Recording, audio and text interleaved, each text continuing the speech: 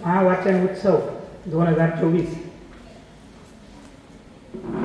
महाराष्ट्रामध्ये 1,07,000 शाळांमध्ये 2.25 कोटीपेक्षा जास्त विद्यार्थी या महावाचन उत्सवात सामील आहेत।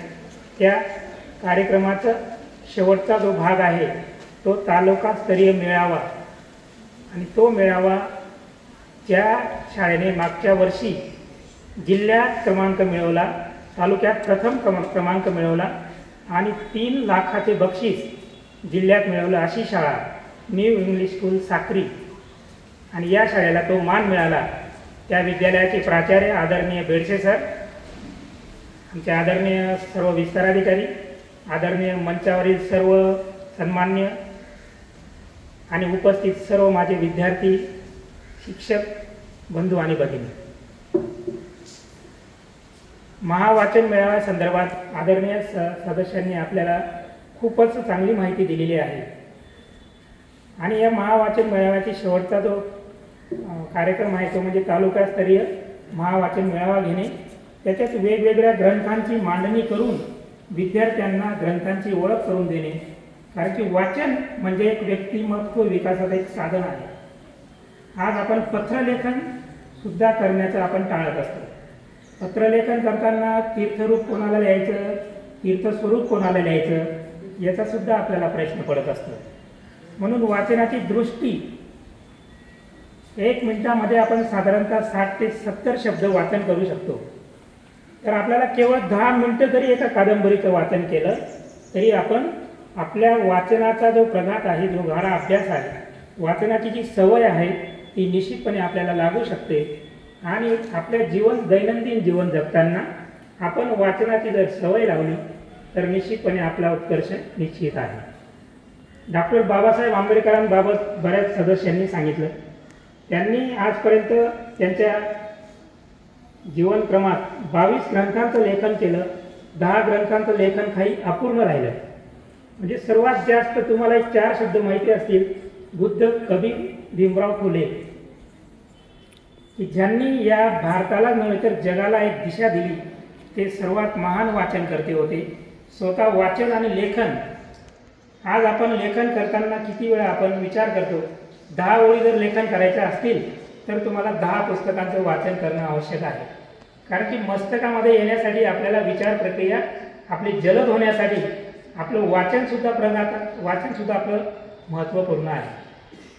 आज आपल्या धुळे जिल्ह्यामध्ये जर्मन भाषेचे कार्यक्रम सुरू आहेत। आजही महाराष्ट्र राज्यातून जर्मन भाषेसाठी, जर्मन देशासाठी मराठी लोकांची निवड करण्याची प्रोसेस आपल्या धुळे जिल्ह्यात आजही चालू आहे। म्हणून भाषा विकासात, आपल्या भाषेच्या विकासात वाचनाचे जे महत्त्व आहे हे विद्यार्थ्यांना कळावं। विद्यार्थ्यांनी आपल्या विद्यार्थी दशेमध्ये एका तरी कादंबरीचे वाचन पूर्ण करावे। साने गुरुजींसारख्या छोट्या छोट्या कादंबरी मालांचं वाचन करावं। आणि आपल्याला नेहमीच माहिती आहे 15 ऑक्टोबर हा वाचन दिवस आहे। वाचन प्रेरणा दिवस आपण दरवर्षी साजरा करतो। तर निश्चितपणे आपण विद्यार्थ्यांना या ठिकाणी शुभेच्छा देणार आहोत। खूप खूप चांगलं वाचन करा, लेखन करा। एक पत्र आपल्या आई वडिलांना लिहून बघा। ते पत्र लेखन करताना सुद्धा तुम्हाला विचार करावा लागेल। तर अशा छोट्या छोट्या गोष्टीतून आपण मोठी गोष्ट तयार करत असतो। म्हणून या कार्यक्रमाचे महत्त्व आदरणीय प्राचार्यांनी सुद्धा विषद केलं, आमचे आदरणीय मोहने सरांनी विषद केलं, आमचे आदरणीय भांबरे सरांनी विषद केलं। तर ज्यांनी स्वतः याची जाणीव करून घेतली, आपल्या शिक्षक बंधूसुद्धा, आपण एखादा गद्य विभाग किंवा पद्य विभाग शिकवायचा असेल तर आपल्याला संदर्भ वाचन करणं आवश्यक आहे। संदर्भ वाचन केल्याशिवाय आपण त्याचा विश्लेषण अजिबात करू शकत नाही। एक पाठ शिकवायचा असेल तर फक्त पाठाचं वाचन केलं आणि त्याचं विद्यार्थ्यांमध्ये समरस झाला असं होत नाही। तर कृपया आपण सुद्धा संदर्भ ग्रंथांचं अधिक वाचन करावं आणि एखादा घटक शिकवताना त्याचं महत्त्व विशद करावं, कारण की वेगवेगळ्या अध्यापनामध्ये नवीन नवीन प्रोसेस सुरू आहे आणि त्यासाठी निश्चितपणे आपल्याला या ठिकाणी सर्व विद्यार्थी, शिक्षक यांची भूमिका महत्त्वाची ठरेल।